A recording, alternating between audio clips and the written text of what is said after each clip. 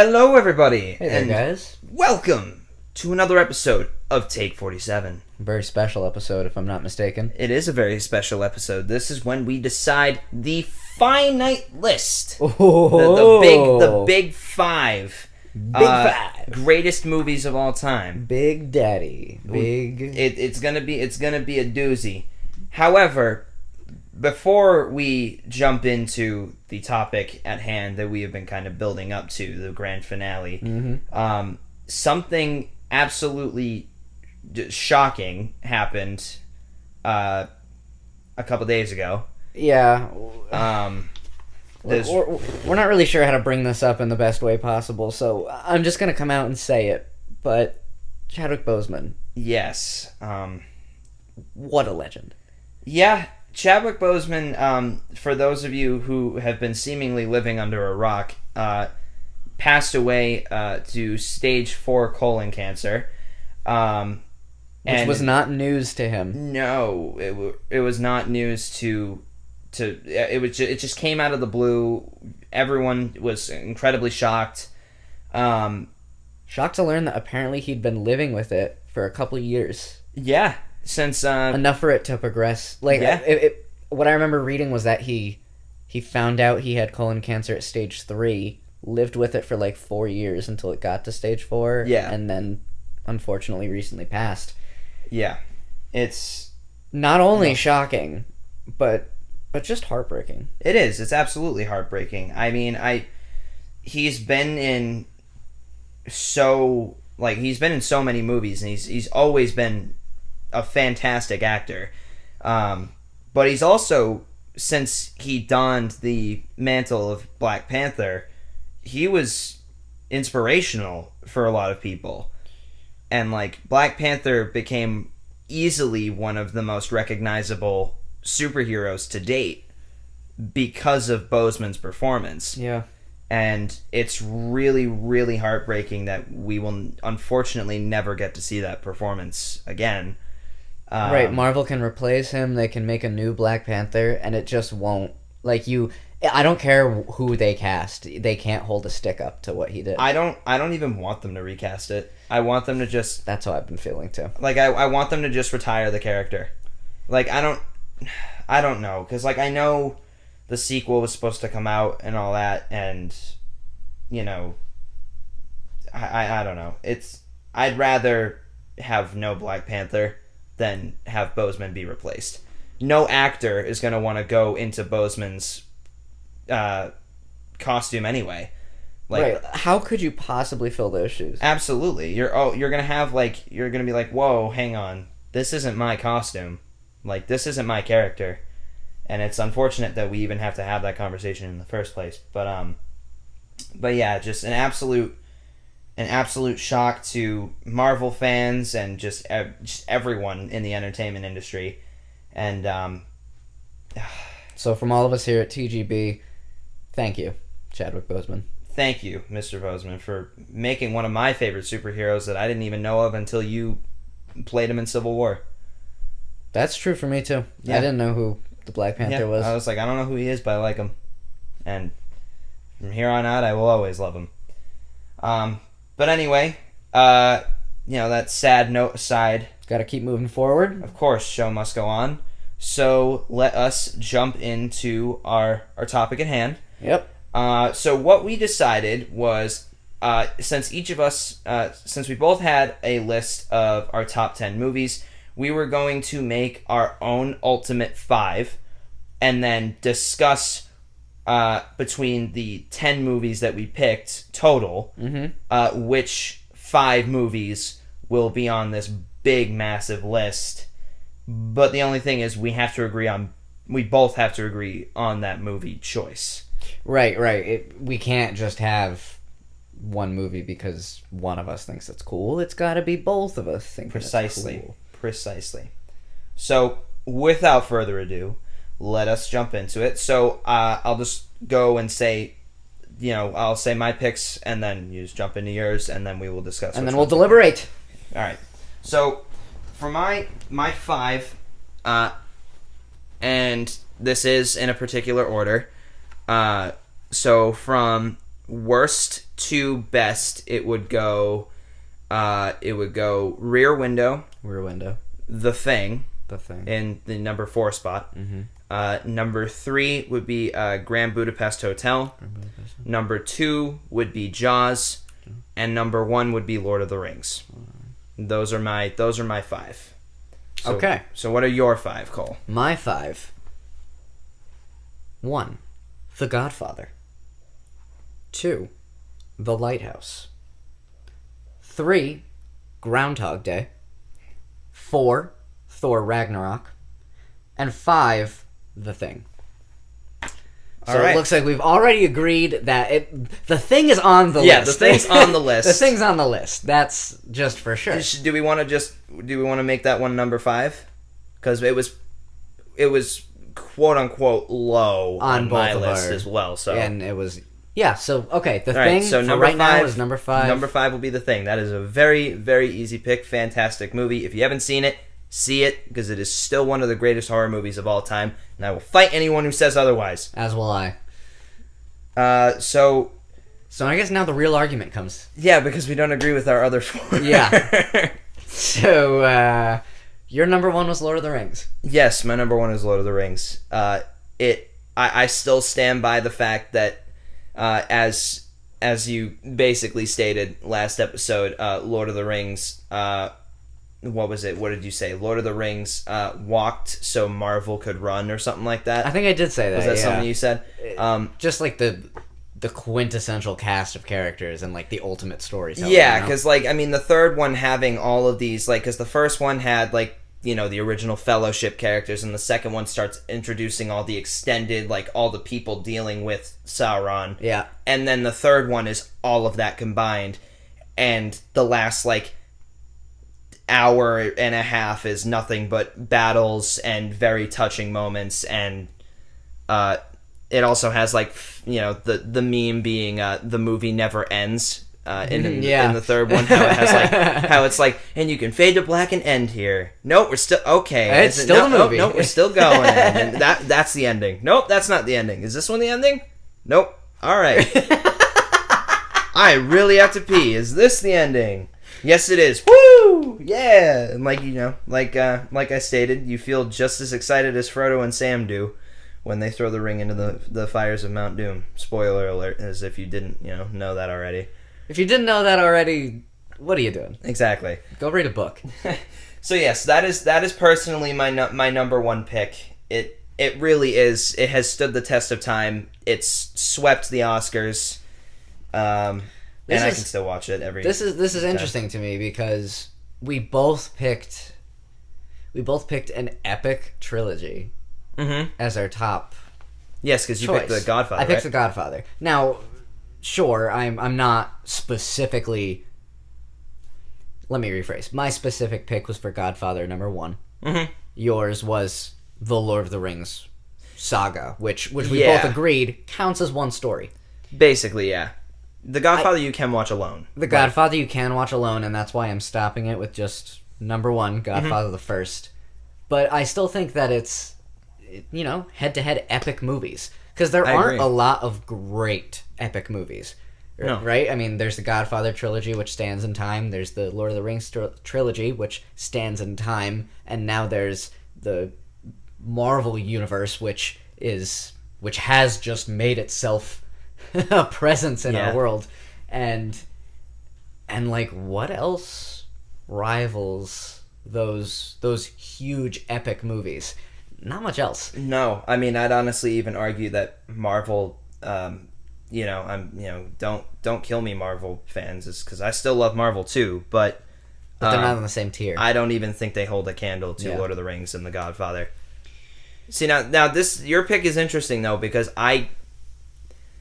despite being a massive fan of Lord of the Rings, I can agree with you that The Godfather is a fantastic movie. Mm-hmm. The movie is awesome. I can watch that movie. I can watch bits and pieces of that movie. And funny enough, I don't know, it's weird, because The Godfather I can watch bits and pieces of, if I'm on YouTube and all of a sudden the recommended is movie clips. Yeah, if the recommended is the beginning of the movie, like during if I want to say it was like a wedding or something like that, or a family reunion. Mm-hmm. Yeah, it was Vito's daughter's wedding. Yeah, and, yeah, like, yeah. The whole scene where he's Yeah. like, "Okay, me my daughter's wedding, offer a camera for you," blah blah blah. Like, I can do that. Lord of the Rings, I can't watch bits and pieces of. I have to watch the whole thing. So I don't know. Like, if that. You know what? I think that enough. What you just said is enough for me to give it to Lord of the Rings. Really? Yeah, no. I genuinely mean that, because I've experienced that with, like, reading books and listening to music albums. It's just like I can't listen to I listen to a lot of musical theater, obviously, but like I can't listen to one song. I have to listen to the whole show, because That's it just fair. doesn't feel like there's the same continuity, and that's Yeah. what I'm hearing you say about the Lord of the Rings movies. And honestly, I feel like it's a lot easier for me to get into Lord of the Rings and like reread the books or watch the movies than it is like I have to mentally prepare myself to watch The Godfather. Well, because it's a lot of like mob-related politics, if you will. Really heavy. Yeah, which it's fantastic. If Fantastic. you're in the mood for it. Yeah, right. But it's also funny too, because the number one pick that we've now decided on being Lord of the Rings, you also have to be in the mood for it, because I feel you have to sit down and watch it all, like, from start to finish. Right, so I guess you need a whole day. Yeah. So either way, you need to be mentally prepared for the first, our number one pick anyway. But Lord of the Rings Lord of the Rings. So we takes have the cake. So we have our best and we have our quote unquote worst. Mm-hmm. So now we have all the stuff. We got the in between. meat. So All right, my number 2 pick was The Lighthouse with Robert Pattinson and Willem Dafoe. it was really hard not to put that one on my list. You were going to? I was gonna, because I was thinking to myself, like, the movies that I put on my list, being Jaws, Lord of the Rings, The Thing, Rear Window, and Budapest. I didn't want to throw in another, like, I guess, horror movie, I guess. I don't really know. I just thought it would be kind of like, like, I had other genres. I was trying to give other genres, like, a pick. Yeah, because that makes sense. if I say The Thing is like the best horror movie ever made, I can't say The Lighthouse is the best horror film ever made either. Right, you want it to be diverse, the list. Yeah. But I totally understand that. And the way that I've been judging this is, like, really just what... It's so tough, but I mean, it's like, what do I appreciate artistically the most? And then That's valid too. And then, like... But I was also thinking about, because I didn't put Jaws and The Thing, because I was like, they're both big on suspense, and so That's maybe true, I too. shouldn't just pigeonhole myself. And I don't know, it's tough. Any of you guys who are listening, this is not easy. No, it's not easy at all.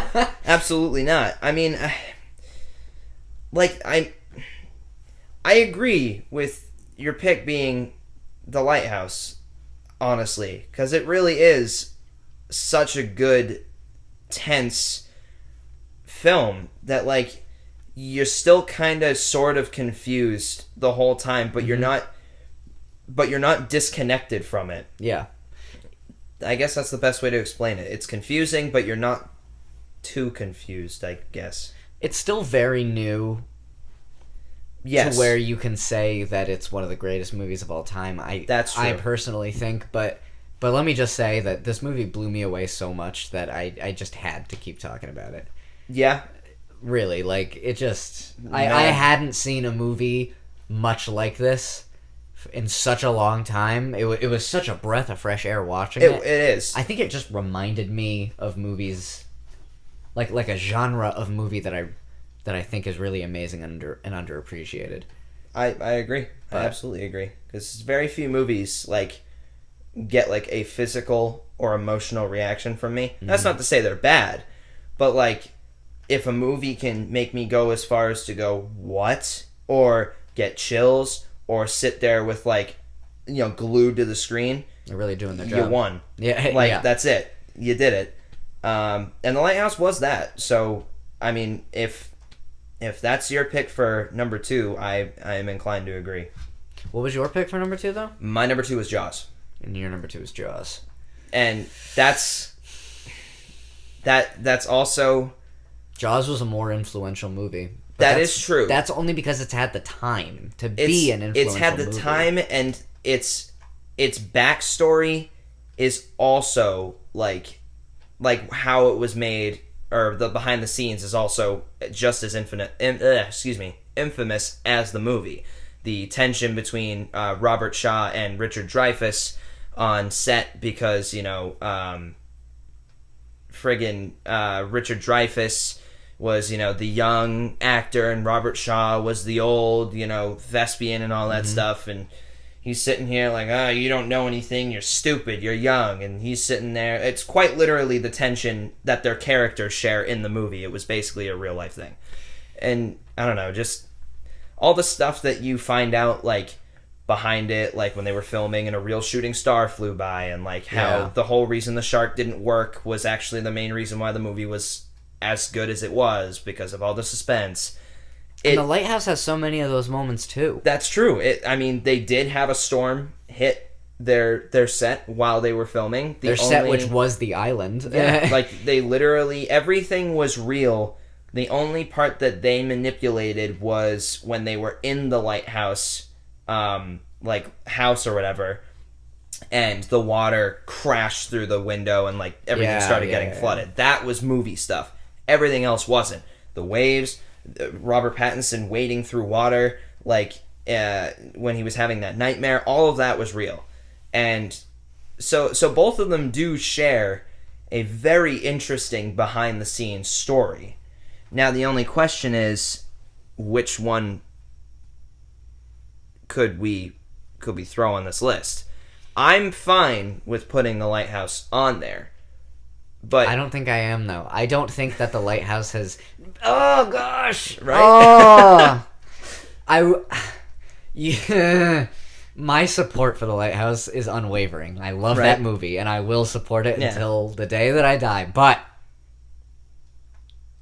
Jaws was a better movie. Jaws had more time to influence more people. It has... It has a more rich history. It has, it birthed summer blockbusters. It did. It's the whole reason half of our movies that we even really like that didn't even make it on this list were even a thing in the first place. The Lighthouse just hasn't had the proper time to mature, and I don't think that it's fair to say that it beats Jaws. That's valid. So I guess Jaws is going on the list. All right. So we have Jaws at number 2. Jaws number 2, Lord of the Rings number 1, and then we have our last one as well to get that one out of the way, being The Thing. The Thing, yep. All right, so now we have number 3. Number 3. Now, what is your number 3, Cole? My number 3 pick was Groundhog Day, starring Bill Murray. Right, okay.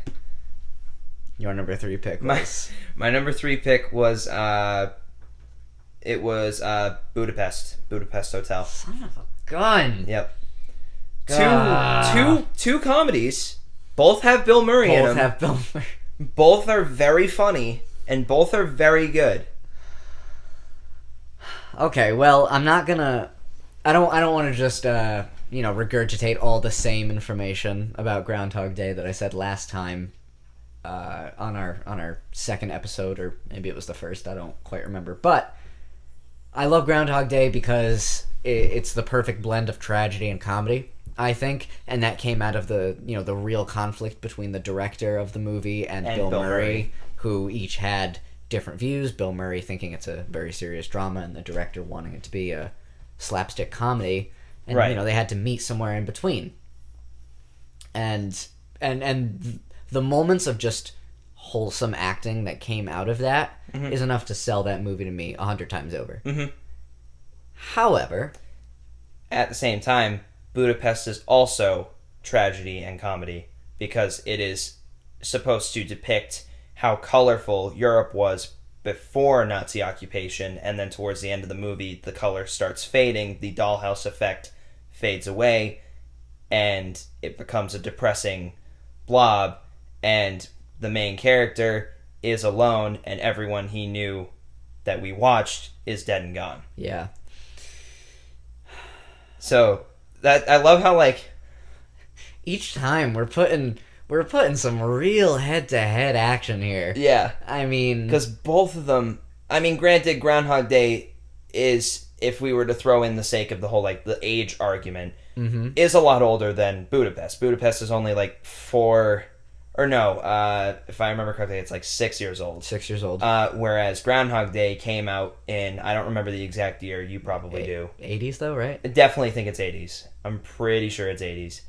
But regardless, I mean, if you want to throw in the age factor, Groundhog Day is older. Yeah, Groundhog Day has the years, sure. But I'd also argue that Wes Anderson's is more stylistic. I want to say that it was almost a bit more well put together too.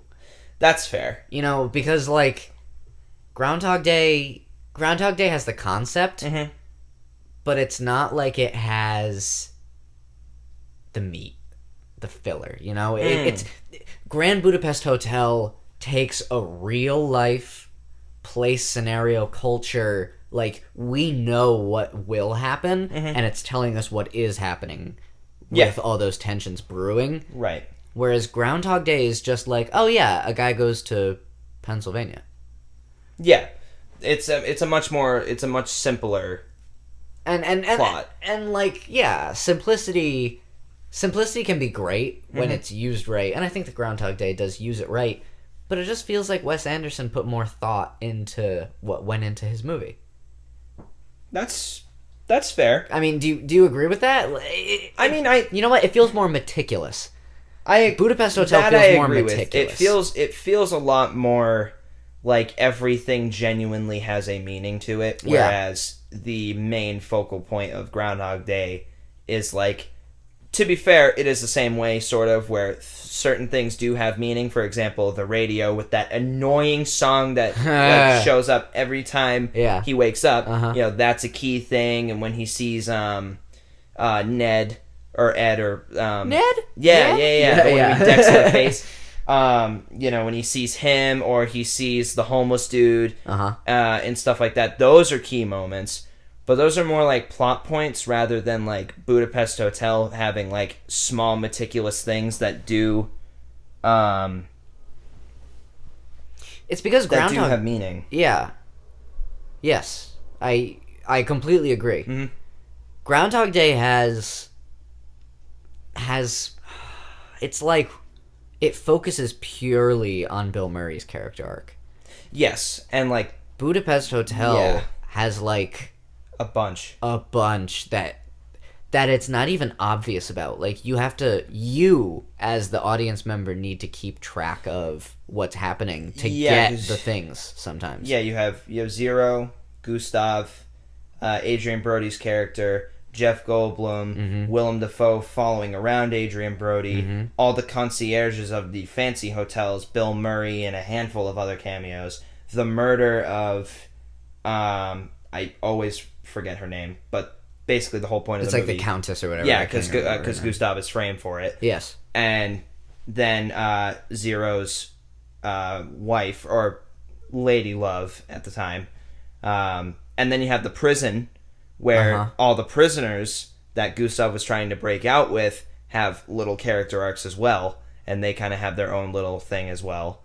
If you remember, like the big burly one, how he's fairly quiet, a little standoffish, and then like his big character arc was like, I'll help you guys escape, and then jumps into that room where all the guards are playing poker and everyone dies. And he's like a secret badass. Yeah. There's a lot of like minor characters that the whole movie focuses on, and it's kind of more of a. It's more of a. I don't really know how to compare it to anything. I guess if anything, it'd be more of like an ensemble based film rather than just a leading man. Yeah, rather than a leading man carrying a cast of other people. Yeah. No, that is the perfect way to describe it. And it leaves me right where we started. Yep. Yeah. Gosh, this one really feels like a coin toss to me. It is honestly a coin toss. Because both of them are really good. But we got to come down to it. So, all right. So at the end of the day, which one is funnier to you? Because both of them deal very heavily with comedy. That's true. Me personally, I love the awkward humor of Wes Anderson. Budapest Hotel. Cool. Me too. Which movie has a more engaging plot to you? Is it are you interested more of the man trapped in one place, or I would give that to Groundhog, or the pair going all over Europe? Because it's more the characters that I'm interested in Budapest. You want them to succeed in their goals, so like that propels you forward. Yes. Whereas Groundhog Day, you're curious to see like how Phil Connors gets out of this loop that he's stuck in. Mm-hmm. I'd agree with you on that as well. Cool. So we're still tied. Yep. Okay. If we were to throw in performances, I feel like Groundhog Day and Budapest, comparing them would be a little unfair because you have a lot more star power in Budapest than you do Groundhog. You do. You really, really do. Yeah. I mean, Bill Murray being in both. Yeah, you're right. It's not even like we're insulting Bill Murray by saying no to Groundhog Day. He's in Budapest. Yeah, and that's the thing, too. Like, we could have movies that aren't on this list, but it's still not saying they're bad because this isn't a worst movie ever made to best movie ever made. It's all of these movies are fantastic. Which one is lesser, quote unquote? Right. So, I mean, I don't know. My personal pick, I mean, I think I'm gonna have to go with Budapest. Budapest? Yeah. I was gonna say I guess like kind of personal bias. I'll go with Budapest. I know I said that really sad. I'm not upset that Groundhog Day lost, but like, oh man, I'm just not excited to have to do it again. Right? Here we go. So we have number 5 being The Thing, number 1 being Lord of the Rings, number 2 being Jaws, number 3 being Budapest. Yeah. So 4. Number 4. This is the one where I feel like it might be a little easier. Okay. So you said your 4th one was Ragnarok, right? Thor Ragnarok, baby. Mine is Rear Window. And yours is Rear Window. Yes. Alfred Hitchcock versus Taika Waititi. Now the thing is, like me personally, I love Waititi more than I do Hitchcock. Take that, Hitchcock. Love Taika, especially What We Do in the Shadows recently. I mean, that's him and Jermaine Clement, but I mean, the fact that he's a part of it is fantastic. Like Jojo Rabbit as well. Jojo. But like, Taika Waititi is a very up and coming guy. He really is. He's been around and he keeps for a coming while. out with these bangers. Yeah, I just love it. I can't wait to see like what else he does. And then there's honestly Alfred Hitchcock, who's tried and true master of horror. Yeah, he quite literally he gave everyone the template for creating suspense, where I'm sure you've heard this quote before, where it was something along the lines of like, you know, say you have, people talking about the latest baseball game. It's not a very exciting conversation, and then boom, bomb goes off. Right, that's shocking, but you'll lose the audience again. Mm-hmm. But if you show the bomb and then you show the people talking about that boring baseball game, you're waiting for the bomb to go off. Because so you're sitting there, and it's creating suspense. He was a genius. Yeah, I mean, Jaws uses elements that of a lot. That. Absolutely. I think you can't make a suspenseful film without taking something from Hitchcock, which isn't a bad thing. Not at all. No. He He discovered those techniques and then made it standard for everyone else, which is really fantastic. Yep. But I think that Thor Ragnarok deserves something on this list because I think that if it's not the best Marvel movie, then it's the second best Marvel movie. You know, like Thor Ragnarok. It really is good. Revitalized really Thor. Absolutely. Kept the interest in this massive saga that Marvel was creating. Yep. And it brought us into the end of that. Can you imagine if Ragnarok... Like, I'd argue that Ragnarok was probably one of the most important Marvel movies because it was the movie that was coming out before Infinity War. Yeah. And if it fell flat... Then Infinity War would have as well. I wouldn't go as far as to say, like, it would fail, but I would say that the excitement would be... Like, there would be a lot less excitement. You'd lose surrounding viewers. Yeah. You'd have or, to. like, the energy. Yeah.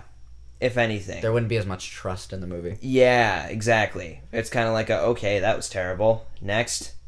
And then, like, you know, they go into the movie like, whatever, let's watch this. They don't go in going, oh my god, I can't wait, which is exactly what happened. Waititi, he did save Thor's solo movies. He saved Thor's solo movies, and I think he just saved Thor. Because Thor was kind of a stick in the mud, and, like, there was... I mean, Chris Hemsworth, it wasn't his fault. It was just the material that... Because Thor's boring as hell. Yeah. Thor's like, I am the god of thunder and stuff. That's it. That's it. And then Waititi was like, okay, but what if we make him really funny? Like, really funny. Because he... But cool at the same time. But cool at the same time. It's not like humor was a new thing to the Thor universe. No. Like... He's used it before. Yeah, he's used it before. Every Marvel hero has used humor. I mean, that's just standard Marvel movie is that they try to throw these quips and everything in there. They try to make every character a little bit more like Spider-Man. Mm-hmm. And honestly, it doesn't work half the time. I completely agree. It's one of the main reasons why But you know what Marvel's it did in Thor Ragnarok? Taika Waititi has such a unique sense of humor. He does. Where he was able to just apply it to superheroes. I don't know how he did, but like he did. He applied it to superheroes and he made this whatever formula he has, he made it work. Mm-hmm. And it just like revitalized that comedy too. I agree. Because I was getting so tired of the same old jokes from the Marvel Absolutely. people. I mean, I not exactly original. Yeah, I didn't like Guardians 2 at all. Yeah. I thought it was so not funny. You can only tell so many jokes. Exactly. But then in comes Taika, and he's got a whole new set of them. Mm-hmm. Alfred Hitchcock did the same thing. Yeah. Arguably, just in a very different scenario. Yeah, I mean, Rear Window is a lot smaller in terms of scale. I mean, you're literally in one room. You don't leave this apartment complex. I mean, technically, you don't even leave the apartment room that you're in. Isn't that a bit more amazing, though? Like, doesn't that stand to a testament of what you can do with such little? Yeah, I mean, I do agree. I think that it is a very impressive feat where it's like, you know, let me just set an entire film in an apartment complex, but never leave the room. Mm-hmm. The main character never leaves the room. All the other characters do. They go in and out as they please. But never the main character. And we have to give him a natural reason for him to have, like, he's not able to leave. It's not like a horror situation where magically they go to start the car and it magically doesn't work because spooky. I don't know, whatever. It's like he can't leave because he legitimately cannot leave. That's the whole reason this plot takes place, is because he's bored, realizes that someone might have been murdered because he's just been people watching, and then he starts getting invested. But what happens when the person who he's been spying on starts realizing that this guy has been spying on? It feels very real. It does. All of the circumstances are very grounded. Mm-hmm. It feels very human. And like, I could imagine myself in his shoes. I agree.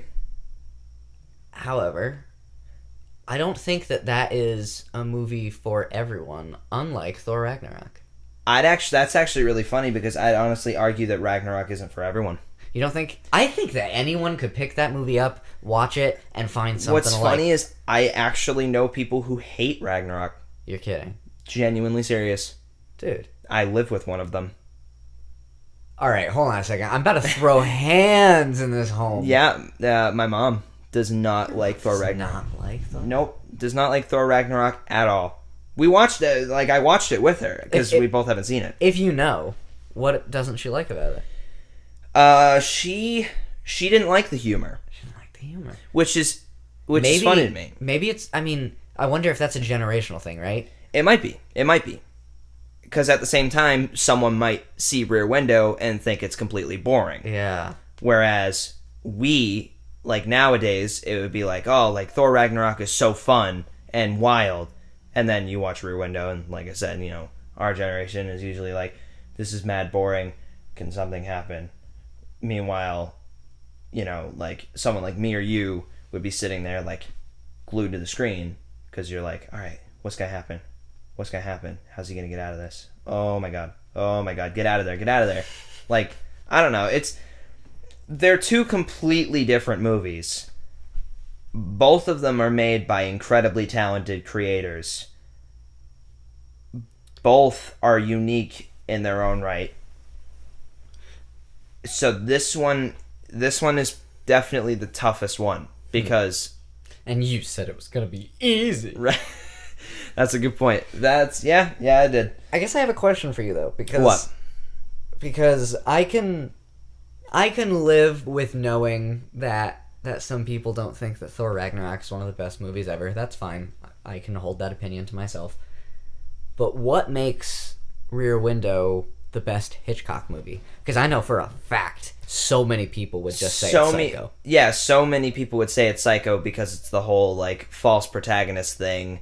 It's the whole, oh my god, it wasn't the mom the whole time, it was actually Norman, Jesus. I don't know why I kept wanting to say Simon for some reason. I don't know why.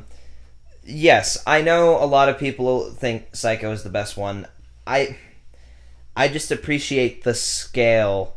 Although they do kind of share the same scale in a way where it's like, you know, a lot of it does stay in the Bates Motel. Mm-hmm. But I don't know. I just really like the mystery element of Rear Window because the main character is a photographer that works for the paper. So, like, he kind of is an amateur sleuth in a way. So, like, when he starts figuring things out, like, he's not a stupid protagonist. He's not, you know, he might be stuck in this one room, but, like, he's not, I don't know, he's not making stupid decisions. Mm-hmm. Like, he calls up his friend who's a detective, and he, like, has all this evidence. He's like, you know, throwing all these different pieces of evidence at him, and it's, I don't know, it's a genuinely interesting thing because no one believes him, and then it gets to the point where his girlfriend or fiance is like, I think you're losing your mind, and he's like, no, look at the camera and look over there, and then that's when the movie starts picking up because like she's like, tell me everything you know, like what evidence have you actually seen, because now she's interested, and then she gets in on it and she gets a little bit risque, if you will, and then starts, like, she straight up goes into the apartment that has that is potentially where the murderer, quote unquote, lives, and like he comes home and everything is shown through the window. Like, you see her in the window of that apartment through the main character's window in his apartment, and you see him because there's a window in front of the door down the hallway where all the tenants live, and he's opening the door, and you see her reacting, and you see him, you know, about to open the door, and like, it's just very simple, where less is more type deal. So personally, to me, I think Rear Window is more exciting than Psycho. I do really like Psycho though, but I think Rear Window is better. That's just me. You know what? Your less is more argument might have swayed me here. I think I can live with letting Rear Window... not letting. Agreeing that Rear Window is one of the greatest movies of all time, as long as you can agree that Thor Ragnarok is one of the best Marvel movies of all time. I've always thought that. All right. I've always thought Thor Ragnarok was up there with, like, the first Avengers, the first Iron Man, Infinity War, Civil War, Winter Soldier, like, the best. Like, it absolutely is up there with the best Marvel movies ever made. Well, then I don't even feel a little bit bad by saying that. Congratulations, Rear Window, you're our number 4 pick. Yeah! So now that's it. Our final ultimate list of films is... Coming in first place, we have... Lord of the Rings. And second place, we have... We have Jaws. What? In third place, we have... Okay. We have Grand Budapest Hotel. And in fourth place, we have... We have Rear Window. Rear Window. Finally, closing out the list. We have at number 5. The Thing. The Thing. Those are our top 5 picks. TGB certified. TGB certified, baby. And that's it. I mean, that's a really good list. If you haven't seen any of these films, or like just see them. Just see them. Yeah, definitely watch our top 5. If Absolutely. you like those, watch our top 10. Absolutely. All these films that we have talked about these past 3 episodes, counting this one, are amazing in their own rights. They're all good. None of them are bad. We did not throw in a movie that is bad. No, we didn't do anything just for laughs here. Anything that we said, we really do believe. Yep. And we want to know what you believe as well. So tell us in the comments how you would change our list. I agree. Would you have chosen a different one that we did between the two of us? Or would you have just added a different movie altogether? We'd like to know. Very curious. I would like to know as well. But in the meantime, that is all from us this week on Take 47. Be sure to watch our other episodes. Please. Absolutely. And we will catch you guys next week. Peace out, guys. Later.